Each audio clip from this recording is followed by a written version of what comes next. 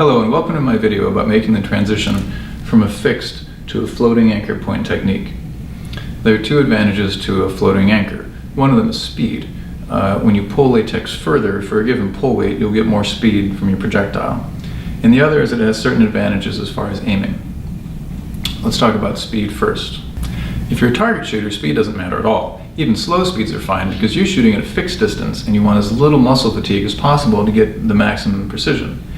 I see the slingshot as a way to make the outdoors more fun and on hikes and so on, and I want speed for two reasons. The first is distance. It's so much easier to hit things at a further distance with a flatter trajectory.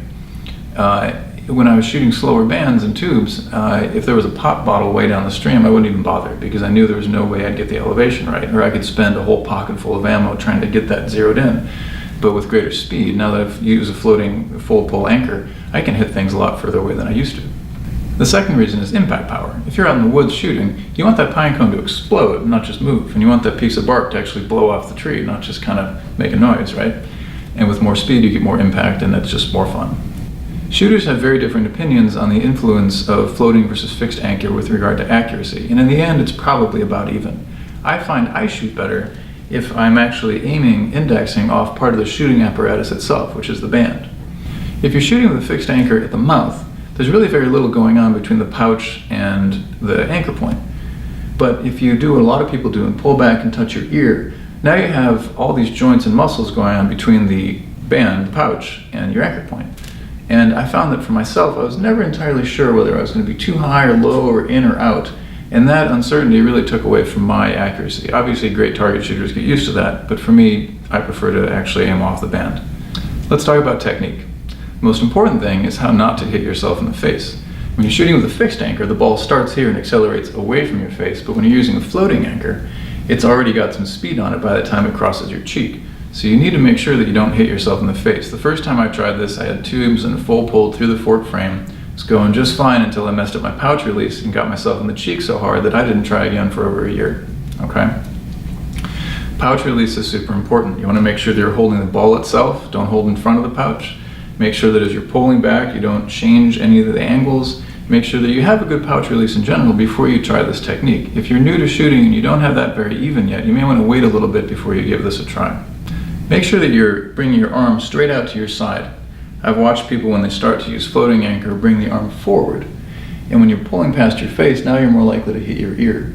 So make sure that arm comes straight out to the side, pull a little bit past your face, and then bring your cheek over and touch it to the top band, like that. I like to have it touch pretty high on my cheekbone, right about here. You can choose for yourself, but that brings my eye fairly close to the trajectory for the projectile. So pull past, bring your cheek over, and the reason you're bringing your cheek over is to bring your shooting eye. It could be this eye if you're shooting with the other hand, but the shooting eye right over the top of the bands so that the top bands obscure the bottom bands. You want them to overlap so you cannot see the bottom bands anymore. One of the reasons I like over-the-top shooting with bands is because it's a really precise razor-thin sight picture, so that makes it all the more precise. Pull back, tip over, get that sight picture so this eye, you can close this eye if you want, so that this eye only sees one band, and then you should be lined up. The next step, in order to not hit yourself, other than good pouch release, is this. Line up. When you're aimed, you're going to back your cheek up just a little bit. That's really exaggerated so you can see it for the camera. You only really need about 1 millimeter. You're just going to come back just a tiny little amount, and that's enough so when the band comes through, it'll clear your face and won't hit you. Once you get comfortable with the basic technique, you can start to pull back further. One of the nice things about a floating anchor is you can choose how hard you pull your bands. If you just want to do some target shooting, you can just pull them to here and have a relatively light pull. And then if you want to get more power or more distance, you can pull back further. If you're used to fixed anchor, you're probably not familiar with the idea that latex will bottom out at a certain point. These bands bottom out at about 55 inches. And if I pull back to that and give it a little tug, that's where I get my maximum speed. I can get about 270 feet per second if I don't wait too long and pull back and really pull against that resistance point. One thing to keep in mind is that as you're pulling back, as the elbow comes back, the angle that the band leaves your fingers is changing from here to there. So you want to make sure that this stays really flat as you move your hand out. Okay? What you don't want to do is drop the elbow as you come through, because now essentially you're doing this instead of this. And now it's coming up over the thumb, and you don't want that because you'll get speed bumps and fork hits. And then keep a good grip on the ball. and you can come back as far as you want.